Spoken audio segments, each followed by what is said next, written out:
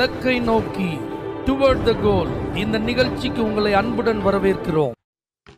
Praise the Lord. ஆண்டவராகிய இயேசுவின் இனிய நாமத்தில் உங்கள் எல்லாருக்கும் இந்த புதிய நாளில் அன்பின் வாழ்த்துக்கள்.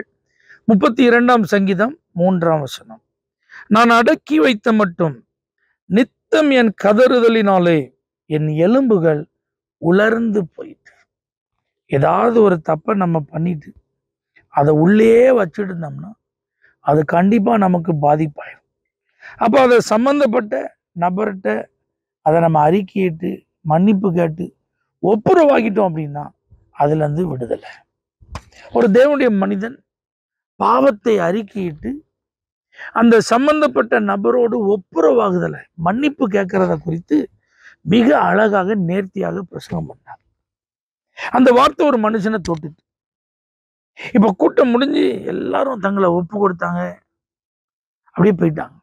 ஆனா இந்த மனுஷன் மட்டும் எல்லாரும் போற வரைக்கும் வெயிட் பண்ணிட்டு எல்லாரும் போனதுக்கு அப்புறம் அந்த பாஸ்டர் பார்த்து, ஐயா நீங்க பேசின அந்த பிரசங்கம் என் வாழ்க்கையை தொட்டுச்சு, அந்த வசனத்தின்படி நான் நடக்கணும்னு ஆசைப்படுறேன், நான் சம்மந்தப்பட்ட அந்த நபர்கிட்ட மன்னிப்பு கேட்டு ஒப்புரவாகணும் விரும்புறேன், ஆனா அதுல ஒரு பிரச்சனை இருக்கியா அப்படின்னா.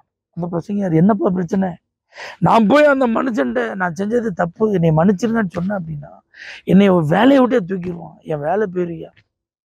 அப்படி நீ எங்க வேலை பார்க்க, நீ என்ன தப்பு பண்ண அப்படின்னு கேட்போம். கப்பல் பாகங்கள் தயாரிக்கிற ஒரு ஃபேக்டரியில வேலை பார்க்க, அங்க இரும்பு ஆணிகளுக்கு பதிலாக காப்பர் ஆணி தான் பயன்படுத்துவாங்க. அது விலை உயர்ந்தது.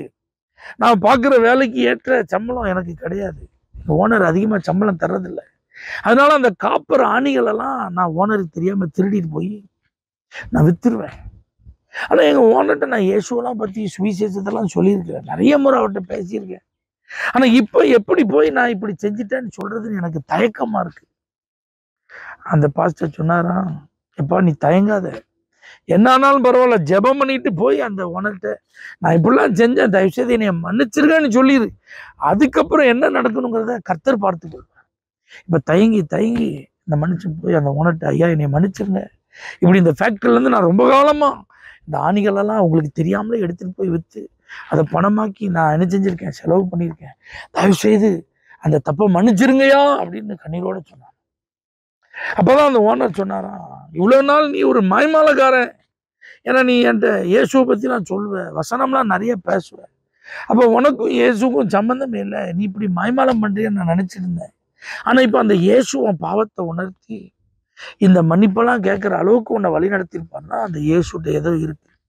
இப்ப வா அந்த இயேசுவை பத்தி எனக்கு இன்னும் நிறைய சொல்லுன்னு கேட்டு அந்த மனுஷன் பாருங்க இயேசுவையும் ரட்சகரை ஏற்றுக்கொண்டா இந்த மனுஷனை வேலையில இருந்து என்ன செய்யல, தூக்கல.